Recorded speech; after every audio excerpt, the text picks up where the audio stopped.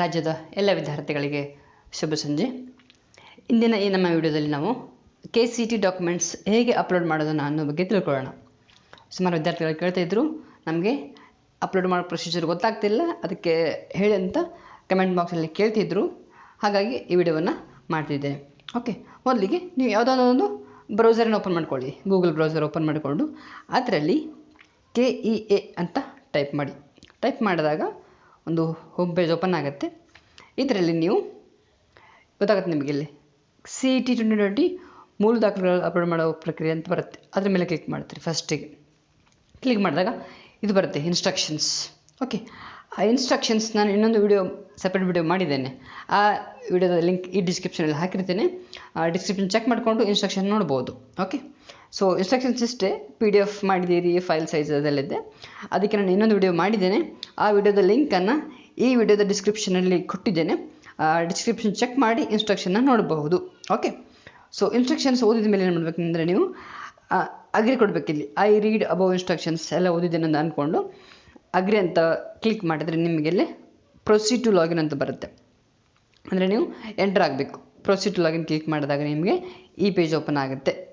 Okay, ನಾವು password ಮತ್ತು login ಐಡಿಯನ್ನು ಯೂಸರ್ ನೇಮ್ ಎಂಟರ್ ಮಾಡಿ ನೀವು ಲಾಗಿನ್ ಆಗಬೇಕು. ಅಂದರೆ ಯಾವಾಗ ನೀವು CET ಅಪ್ಲಿಕೇಶನ್ ಹಾಕಬೇಕಾದ್ರೆ ಯಾವ ಯೂಸರ್ ನೇಮ್ ಕೊಟ್ಟಿದ್ರಿ, ಯಾವ ಪಾಸ್ವರ್ಡ್ ಎಂಟರ್ ಮಾಡಿದ್ರಿ, ಎರಡನ್ನು ನೀವು ಇಲ್ಲಿ ಎಂಟ್ರ್ ಮಾಡಬೇಕು. ಯೂಸರ್ ನೇಮ್ ಮತ್ತು ಪಾಸ್ವರ್ಡ್ ಎಂಟ್ರ್ ಮಾಡಬೇಕು. ಮತ್ತು ಇಲ್ಲಿ ಕೆಳಗಿರೋ ಕೊಟ್ಟಿರೋ ಕ್ಯಾಪ್ಚಾವನ್ನು ಎಂಟ್ರ್ ಮಾಡಬೇಕು. ಇಲ್ಲಿ ಕೊಟ್ಟಿದ್ದು ನೋಡಿ MKCTD. ನೆನಪಿರಲಿ, ಯಾವ ಲೆಟರ್ ಕ್ಯಾಪಿಟಲ್ ಯಾವ ಲೆಟರ್ ಸ್ಮಾಲ್ ಇದೆ ಅದನ್ನೇ ಎಂಟ್ರ್ ಮಾಡಬೇಕು, ಬೇರೆ ಎಂಟ್ರ್ ಮಾಡೋ ಹಾಗಿಲ್ಲ. ಓಕೆ, ಅದೆರಡನ್ನೇ ಎಂಟ್ರ್ ಮಾಡಿ ನೀವು ಸಬ್ಮಿಟ್ ಅಂತ ಕೊಟ್ಟರೆ ನಿಮಗೆ KCET ಪೇಜ್ ಓಪನ್ ಆಗುತ್ತೆ. ಓಕೆ, ಇನ್ ಕೇಸ್ ನೀವು ಪಾಸ್ವರ್ಡ್ ನೆನಪಿಲ್ಲ ಅಂತಂದರೆ ಅದು ಮುಂದೆ ಹೇಳ್ತೇನೆ ನಾನು. ಮೊದಲಿಗೆ ಯಾರ ಹತ್ರ ನಿಮಗೆ ಯೂಸರ್ ನೇಮ್ ಪಾಸ್ವರ್ಡ್ ಎರಡು ನೆನಪಿದೆ ಅವರು ಎಂಟ್ರ್ ಮಾಡಿ, ಮತ್ತು ಕೆಳಗೆ ಕೊಟ್ಟರು ಕ್ಯಾಪ್ಚರ್ ಎಂಟ್ರ್ ಮಾಡಿ ಸಬ್ಮಿಟ್ ಅಂತ ಕ್ಲಿಕ್ ಮಾಡಿದರೆ ನಿಮಗೆ ಲಾಗಿನ್ ಪೇಜ್ ಎಂಟರ್ ಆಗುತ್ತೆ. ಓಕೆ, ಆವಾಗ ಮುಂದಿನ ಡಾಕ್ಯುಮೆಂಟ್ ಅಪ್ಲೋಡ್ ಮಾಡ್ಬೋದು. ಓಕೆ, ಮುಂದೆ ನೋಡೋಣ ನಾವು ಹೇಗೆ ಡಾಕ್ಯುಮೆಂಟ್ಸನ್ನು ಅಪ್ಲೋಡ್ ಮಾಡೋದು ಅಂತ. ಹೀಗೆ ನೀವು ಲಾಗಿನ್ ID ಅಂದರೆ ಯೂಸರ್ ನೇಮ್ ಮತ್ತು ಪಾಸ್ವರ್ಡನ್ನು ಎಂಟ್ರ್ ಮಾಡಿ ಮತ್ತು ಕ್ಯಾಪ್ಚರ್ ಎಂಟ್ರ್ ಮಾಡಿ ಸಬ್ಮಿಟ್ ಅಂತ ಕೊಡ್ತೀವಿ. ಓಕೆ, ಫರ್ಗಾಟ್ ಪಾಸ್ವರ್ಡ್ ಅಂದರೆ ಪಾಸ್ವರ್ಡ್ ನೆನಪಿಲ್ಲ ಅಂತಂದರೆ ಅಲ್ಲಿ ಫರ್ಗಾಟ್ ಪಾಸ್ವರ್ಡ್ ಅಂತ ಕ್ಲಿಕ್ ಮಾಡಬಹುದು. ಮುಂದೆ ಲಾಸ್ಟ್ ಹೇಳ್ತೀನಿ. ಓಕೆ, ಮೊದಲಿಗೆ ಯೂಸರ್ ನೇಮ್ ಪಾಸ್ವರ್ಡ್ ಎರಡು ಎಂಟ್ರ್ ಮಾಡಿ ಸಬ್ಮಿಟ್ ಮಾಡಿದಾಗ ನಿಮಗೆ ಯಾವ ಪೇಜ್ ಓಪನ್ ಆಗುತ್ತೆ ಅಂದರೆ ಈ ರೀತಿಯ ಪೇಜ್ ಓಪನ್ ಆಗುತ್ತೆ. ಓಕೆ, ಇನ್ಫಾರ್ಮೇಷನ್ ಫಾರ್ಮ್ ಅಂತ ಇರುತ್ತೆ. ಈ ಫಾರ್ಮಲ್ಲಿ ಏನು ಮಾಡಬೇಕಂದ್ರೆ ನೀವು ಮೇಲೆ ಕಾಣುತ್ತೆ ನೋಡಿರಿ, ನಿಮಗೆ ಲಿಸ್ಟ್ ಹೋಮ್ ಅಂತ ಕಾಣುತ್ತೆ, ಅಪ್ಲಿಕೇಶನ್ ಫಾರ್ಮ್, ಅಪ್ಲೋಡ್ ಡಾಕ್ಯುಮೆಂಟ್ ಎಲ್ಲ ಬರುತ್ತೆ. ಓಕೆ, ಮೊದಲಿಗೆ ಅಪ್ಲಿಕೇಶನ್ ಫಾರ್ಮ್ ಅಂತ ಇದ್ದಾಗ ಅದರಲ್ಲಿ ನಿಮಗೆ SLC ಮಾರ್ಕ್ಸ್ ಕಾರ್ಡಿನ ರಿಜಿಸ್ಟರ್ ನಂಬರ್ ಹಾಕಬೇಕು. ಏನು ನಂಬರ್ ಇರುತ್ತೆ ನಿಮ್ಮದು SLC ಮಾರ್ಕ್ಸ್ ಕಾರ್ಡ್ ಮೇಲೆ ಅದನ್ನು ಹಾಕಬೇಕು. ನೆಕ್ಸ್ಟಿಗೆ ಸೆಕೆಂಡ್ PUC ಮಾರ್ಕ್ಸ್ ಕಾರ್ಡ್ ಮೇಲಿನ ರಿಜಿಸ್ಟರ್ ನಂಬರ್ ಹಾಕಬೇಕು, ರೋಲ್ ನಂಬರ್ ಇರುತ್ತೆ ಅದು ಹಾಕಬೇಕು. ಹಾಗೆ ನಿಮ್ಮ ಇನ್ಕಮ್ ಸರ್ಟಿಫಿಕೇಟ್ನ RD ನಂಬರ್ ಎಂಟ್ರ್ ಮಾಡಬೇಕು. ಹಾಗೆ ರೆಫರೆನ್ಸ್ ನಂಬರ್ ಅಂತ ಇರುತ್ತೆ ಇನ್ಕಮ್ ಸರ್ಟಿಫಿಕೇಟ್, ಅದನ್ನು ಹಾಕಬೇಕು. ಹಾಗೆ ಡೇಟ್ ಆಫ್ ಇಶ್ಯೂ, ನೀವು ಇನ್ಕಮ್ ಸರ್ಟಿಫಿಕೇಟ್ನ ಯಾವ ಡೇಟಿಗೆ ತೊಗೊಂಡಿದ್ದೀರಿ ಅದನ್ನು ಹಾಕಬೇಕು. ಇನ್ಕಮ್ ಸರ್ಟಿಫಿಕೇಟ್ನ ಯಾವ ಡೇಟಿಗೆ ತೊಗೊಂಡಿದ್ದೀರಿ ಅದನ್ನು ಇಲ್ಲಿ ಎಂಟ್ರ್ ಮಾಡಿ ಆಮೇಲೆ ಕೆಳಗಡೆ ಸೇವ್ ಅಂತ ಕ್ಲಿಕ್ ಮಾಡಬೇಕು. ಅದನ್ನ ಇನ್ನೊಂದಿದೆ ನೋಡಿ ಕೆಳಗೆ ಕಾಸ್ಟ್ ಸರ್ಟಿಫಿಕೇಟ್, ಆ ಕಾಸ್ಟ್ ಸರ್ಟಿಫಿಕೇಟಿನ RD ನಂಬರನ್ನು ಕೂಡ ನೀವು ಎಂಟ್ರ್ ಮಾಡಿ ಸೇವ್ ಅಂತ ಕೊಡಬೇಕು. ಓಕೆ, ಸೇವ್ ಅಂತ ಕೊಟ್ಟರೆ ನೆಕ್ಸ್ಟ್ ಪೇಜ್ ಓಪನ್ ಆಗುತ್ತೆ. ಇಲ್ಲಿ ನೋಡಿ, ಇಲ್ಲಿ SSLC ಅವರ 10 ಮಾರ್ಕ್ಸ್ ಕಾರ್ಡ್ ಅಂತ ಇದೆ. SSLC ಅವರ 10 ಮಾರ್ಕ್ಸ್ ಕಾರ್ಡ್ ಅಂತ ಇದೆ. ಅಲ್ಲಿ ಅದರ ಮುಂದೆ ಚೂಸ್ ಫೈಲ್ ಅಂತ ಇದೆ. ಆ ಚೂಸ್ ಫೈಲ್ ಮೇಲೆ ಕ್ಲಿಕ್ ಮಾಡಿ ನಿಮ್ಮ ಮೊಬೈಲ್ನಲ್ಲಿ ಏನು ನೀವು PDF ಮಾಡಿ ಇಟ್ಕೊಂಡಿದ್ದೀರಿ ಅದಕ್ಕೆ PDF ಮಾಡಿ ಆ PDF ಹೆಸರು ಕೊಟ್ಟಿದ್ದೀರಿ. ಓಕೆ, ಅದನ್ನು ಫೈಲಲ್ಲಿ ತೊಗೊಂಬಂದು ಇಲ್ಲಿ ಸೆಲೆಕ್ಟ್ ಮಾಡಿ ಸೇವ್ ಮಾಡಬೇಕು. ಆಮೇಲೆ ಅದು ನೆಕ್ಸ್ಟ್ ಇದೆ ನೋಡಿ ಅಪ್ಲೋಡ್ ಅಂತ. ಓಕೆ, ನೀವು ಫೈಲನ್ನ ಸೆಲೆಕ್ಟ್ ಮಾಡ್ಕೊಂಡು ಇಲ್ಲಿ ಡ್ರ್ಯಾಗ್ ಮಾಡಿದ ಮೇಲೆ ಇಲ್ಲಿ ಅಪ್ಲೋಡ್ ಅಂತದೆ, ಅಲ್ಲಿ ಅಪ್ಲೋಡ್ ಮಾಡಬೇಕು. ಓಕೆ, ಅಪ್ಲೋಡ್ ಆದ ಮೇಲೆ ಹಾಗೆ ಎಲ್ಲ ಡಾಕ್ಯುಮೆಂಟ್ಸ್ ಅಪ್ಲೋಡ್ ಮಾಡ್ತಾ ಹೋಗಿ ನೋಡಿ. ಕೆಳಗಡೆ ಸೆಕೆಂಡ್ PUC ಮಾರ್ಕ್ಸ್ ಕಾರ್ಡ್ ಇದೆ. ಅಪ್ಲೋಡ್ ಮಾಡಿದ ಮೇಲೆ ಹಾಗೆ 1 by 1 ಕೆಳಗೆ ನೋಡ್ತಾ ಹೋಗಿ ಚೂಸ್ ಫೈಲ್ ಅಂತ ಹೇಳೋದು, ಅದನ್ನು ಕ್ಲಿಕ್ ಮಾಡಿ ಅಪ್ಲೋಡ್ ಮಾಡೋದು. ಓಕೆ, ಎಲ್ಲ ಅಪ್ಲೋಡ್ ಮಾಡ್ತೀರಿ. ಆದರೆ ಅಪ್ಲೋಡ್ ಮಾಡಿದ ಮೇಲೆ ಇದೆ ಅಂತ ಕನ್ಫರ್ಮ್ ಮಾಡಬೇಕಲ್ಲಿ ನೀವು. ಅಂದರೆ ನೀವು ಅಪ್ಲೋಡ್ ಮಾಡಿದ ಡಾಕ್ಯುಮೆಂಟ್ ಕನ್ಫರ್ಮ್, ಅಲ್ಲಿ ನೆಕ್ಸ್ಟ್ ಆಪ್ಷನ್ ನೋಡ್ತೇವೆ ಪ್ರಿವ್ಯೂ ಆ್ಯಂಡ್ ಕನ್ಫರ್ಮ್ ಅಂತ ಹೇಳಿ. ಓಕೆ, ಅಲ್ಲಿ ವ್ಯೂ ಮೇಲೆ ಕ್ಲಿಕ್ ಮಾಡಿ ನೀವು ಅದನ್ನು ಕನ್ಫರ್ಮ್ ಮಾಡಬೇಕು. ವ್ಯೂ ಮೇಲೆ ಕ್ಲಿಕ್ ಮಾಡಿದ್ರೆ ನಿಮಗೆ ಹೌದು ಈ ಡಾಕ್ಯುಮೆಂಟ್ ನಾನು ಅಪ್ಲೋಡ್ ಮಾಡಿದ ಸರಿ ಇದೆ ಅಂತ ನಿಮ್ಗೆ ಗೊತ್ತಾಗುತ್ತೆ.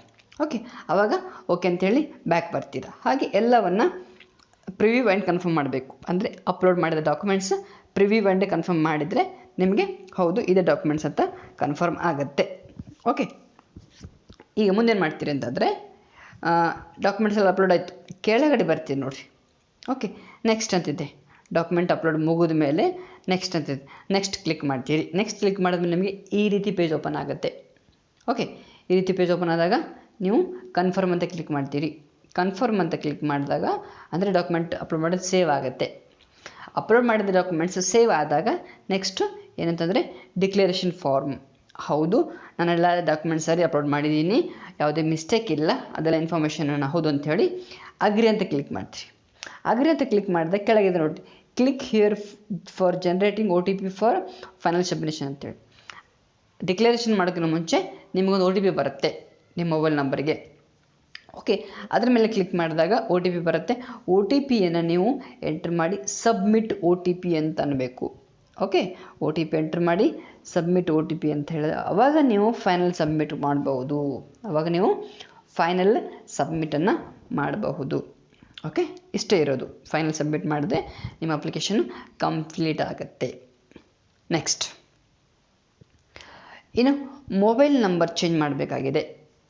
ಓಕೆ, ನೀವು ಫಸ್ಟ್ ಪೇಜಿಗೆ ಲಾಗಿನ್ ಆದ ನೆಕ್ಸ್ಟ್ ಏನಂದ್ರೆ ಮೊಬೈಲ್ ನಂಬರ್ ಚೇಂಜ್ ಮಾಡಬೇಕು ಅಂತಂದರೆ ಇಲ್ಲಿ ಆಪ್ಷನ್ ಇದೆ. ನಿಮಗೆ ಏನು ಮಾಡಬೇಕಂದ್ರೆ ಯೂಸರ್ ID ಅಂತಿದೆ, ಅದನ್ನು ಎಂಟ್ರ್ ಮಾಡಬೇಕು. ಅಪ್ಲಿಕೇಶನ್ ನಂಬರ್ ಅಂತಿದೆ, ಅದನ್ನು ಎಂಟ್ರ್ ಮಾಡಬೇಕು. ಎಂಟ್ರ್ ಪಾಸ್ವರ್ಡ್ ಎಂಟ್ರ್ ಮಾಡಬೇಕು. ಎಂಟ್ರ್ ಮಾಡಿದ ಮೇಲೆ ಸಬ್ಮಿಟ್ ಕೊಡ್ತೀರಿ. ಸಬ್ಮಿಟ್ ಕೊಟ್ಮೇಲೆ ಇಲ್ಲಿ ಮೊಬೈಲ್ ನಂಬರ್ ಎಂಟ್ರ್ ಮಾಡೋ ಆಪ್ಷನ್ ಇರುತ್ತೆ ನೋಡಿ, ಯಾವ ನಂಬರ್ ಹಾಕಬೇಕು ನೆಕ್ಸ್ಟ್ ಬೇರೆ ನಂಬರು. ಆವಾಗ ಎಂಟರ್ ನ್ಯೂ ಮೊಬೈಲ್ ನಂಬರ್ ಅಂತಿದೆ ನೋಡಿ. ಓಕೆ, ನಿಮಗೆ ಹೊಸ ಮೊಬೈಲ್ ನಂಬರ್ ಯಾವುದನ್ನು ನೀವು ಆ್ಯಡ್ ಮಾಡಬೇಕು ಅಂದ್ಕೊಂಡಿದ್ದೀರಿ ಅದನ್ನು ಎಂಟ್ರ್ ಮಾಡಬೇಕು. ಆವಾಗ ಸೆಂಡ್ OTP ಅಂತಿದೆ. ಅಂದರೆ ನೀವು ಮೊಬೈಲ್ ನಂಬರ್ ಏನು ಎಂಟ್ರ್ ಮಾಡಿದ್ದೀರಿ ಆ ನಂಬರ್ಗೆ ಒಂದು OTP ಬರುತ್ತೆ. ಆ OTPನ ಇಲ್ಲಿ ಎಂಟ್ರ್ ಮಾಡಿ ಚೇಂಜ್ ಅಂತ ಕ್ಲಿಕ್ ಮಾಡಬೇಕು. ಚೇಂಜ್ ಅಂತ ಕ್ಲಿಕ್ ಮಾಡಿದಾಗ ಎಸ್, ನಿಮ್ಮ ಮೊಬೈಲ್ ನಂಬರ್ ಚೇಂಜ್ ಆಗುತ್ತೆ. ಮೊಬೈಲ್ ನಂಬರ್ ನಿಮ್ಮದು ಚೇಂಜ್ ಆಗುತ್ತೆ. ಓಕೆ, ನೆಕ್ಸ್ಟ್, ಇನ್ ಕೇಸ್ ನೀವು ಪಾಸ್ವರ್ಡ್ ನೆನಪಾರಿದ್ರೆ, ಪಾಸ್ವರ್ಡ್ ನಿಮಗೆ ನೆನಪಿಲ್ಲ ಅಂತಾದರೆ ಆ ಟೈಮಲ್ಲಿ ಏನು ಮಾಡ್ತೀರಂತಾದರೆ ಇಲ್ಲಿ ನೋಡಿ ಮೇಲೆ ಆಪ್ಷನ್ ಇದೆ ನೋಡಿ, ಫಾರ್ಗಾಟ್ ಪಾಸ್ವರ್ಡ್ ಅಂತ ಕ್ಲಿಕ್ ಮಾಡಿದ್ದೀರಿ. ನೀವು ಲಾಗಿನ್ ಆಗಬೇಕಾದ್ರೆ ಕೆಳಗೊಂದು ಆಪ್ಷನ್ ಇತ್ತು ಫಾರ್ಗಾಟ್ ಪಾಸ್ವರ್ಡ್ ಅಂತ ಹೇಳಿ. ಓಕೆ, ಆ ಫಾರ್ಗಾಟ್ ಪಾಸ್ವರ್ಡ್ ಹಾಗಿರುವಾಗ ನೀವೇನು ಮಾಡಬೇಕು ಅಂತಂದರೆ ಇಲ್ಲಿ ಯೂಸರ್ IDನ ಎಂಟ್ರ್ ಮಾಡಬೇಕು, ಮತ್ತು ಅಪ್ಲಿಕೇಶನ್ ನಂಬರ್ ಎಂಟ್ರ್ ಮಾಡಬೇಕು. ಹಾಗೆ ಸೆಲೆಕ್ಟ್ ಕ್ವಾಲಿಫಿಕೇಷನ್ ಅಂತ ಇದೆ ನೋಡಿ, ಅಂದರೆ ಸೀಕ್ರೆಟ್ ಕ್ವಶನ್ ಇದೆ ನೋಡಿ. ಆ ಸೀಕ್ರೆಟ್ ಕ್ವಶನ್ ಅಂದರೆ ನೀವು ಅಪ್ಲಿಕೇಶನ್ ಹಾಕಬೇಕಾದ್ರೆ ಆ ಸೀಕ್ರೆಟ್ ಕ್ವಶನ್ದೊಂದು ನಿಮ್ಗೆ ಕ್ವಶನ್ ಕೇಳಿದರು, ಹೌದಾ? ನೀವು ಆ ಕ್ವಶನ್ ಸೆಲೆಕ್ಟ್ ಮಾಡಿದ್ದೀರಿ. ಫಾರ್ ಎಕ್ಸಾಂಪಲ್ ಇನ್ನಿದೆ ನೋಡಿ, ವಾಟ್ ಈಸ್ ಯುವರ್ ವೆಹಿಕಲ್ನ ನೇಮ್ ಅಂತ ಇದೆ. ಓಕೆ, ಸೀಕ್ರೆಟ್ ಕ್ವಶನ್ ಇದೆ. ಆವಾಗ ನೀವು ಅದಕ್ಕೆ ಆನ್ಸರ್ ಕೂಡ ಮೆನ್ಷನ್ ಮಾಡಿದ್ರಿ, 1 2 3 4 ಅಂತ ಮೆನ್ಷನ್ ಮಾಡಿದಿರಿ. ಅದನ್ನು ಎಂಟ್ರ್ ಮಾಡಿ ಇಲ್ಲಿ ಸಬ್ಮಿಟ್ ಅಂತ ಕೊಟ್ಟರೆ ಹೌದು ನಿಮ್ಮ ಪಾಸ್ವರ್ಡ್ ಚೇಂಜ್ ಮಾಡ್ಬೋದು. ಓಕೆ, ನೀವು ಪಾಸ್ವರ್ಡನ್ನು ವಾಪಸ್ ಬರುತ್ತೆ ನಿಮಗೆ. ಓಕೆ, ಅಷ್ಟೇ ಇರೋದು. ಸೊ ಲಾಸ್ಟಿಗೆ ಎಲ್ಲ ಆದಮೇಲೆ ಸೊ ಈ ರೀತಿ ಬರುತ್ತೆ ನೋಡಿ ನಿಮಗೆ, user ID, application number, new password ಏನು ಎಂಟ್ರ್ ಮಾಡ್ತೀರಿ, ಎಂಟ್ರ್ ಹಾಕಬೇಕು. ನೀವು ಪಾಸ್ವರ್ಡ್ ಯಾವ್ದು ಹಾಕಬೇಕು ಅಂತ ಪಾಸ್ವರ್ಡ್ ಹಾಕಿದರೆ ನೀವು ಪಾಸ್ವರ್ಡ್ ಸಬ್ಮಿಟ್ ಅಂತ ಕೊಟ್ಟರೆ ಪಾಸ್ವರ್ಡ್ ಎಂಟ್ರ್ ಆಗುತ್ತೆ. ಸೊ ಇಷ್ಟೇ ಇರೋದು. ಪಾಸ್ವರ್ಡ್ ನೆನಪಿದ್ರೆ ಒಳ್ಳೆಯದು, ಮೊಬೈಲ್ ನಂಬರ್ ಅದೇ ಇದ್ದರೆ ಒಳ್ಳೆಯದು, ಇಲ್ಲಾಂದರೆ ನೀವು ಚೇಂಜ್ ಮಾಡಿಕೊಳ್ಬಹುದು. ಓಕೆ, ಸೊ ಇಷ್ಟೇ ಹೇಳಿ ಇಂದಿನ ಈ ವಿಡಿಯೋವನ್ನು ಮುಗಿಸೋಣ. ಮತ್ತು ನೀವು ನಮ್ಮ ಚಾನಲ್ಗೆ ಮೊದಲನೇ ಬಾರಿಗೆ ಭೇಟಿಯಾಗಿದ್ದರೆ ದಯವಿಟ್ಟು ನಮ್ಮ ವಿಡಿಯೋಕ್ಕೊಂದು ಲೈಕ್ ಮಾಡಿ, ಸಬ್ಸ್ಕ್ರೈಬ್ ಮಾಡಿ, ಶೇರ್ ಮಾಡಿ ಅಂತ ಹೇಳ್ತಾ ಜೈ ಹಿಂದ್, ಜೈ ಕರ್ನಾಟಕ. ಹಾಗೆ KCET ಸಂಬಂಧಪಟ್ಟಂಥ ಎಲ್ಲ ವಿಡಿಯೋಗಳು ಈ ವಿಡಿಯೋದ ಡಿಸ್ಕ್ರಿಪ್ಷನಲ್ಲಿ ನಿಮಗೆ ಸಿಗ್ತವೆ. ಸೊ ದಯವಿಟ್ಟು ಈ ವಿಡಿಯೋದ ಡಿಸ್ಕ್ರಿಪ್ಷನ್ ಚೆಕ್ ಮಾಡಿಕೊಂಡು ಆ ಎಲ್ಲ ಇನ್ಫಾರ್ಮೇಷನನ್ನು ನೀವು ತಗೋಬೇಕಾಗಿ ವಿನಂತಿ. ಧನ್ಯವಾದಗಳು.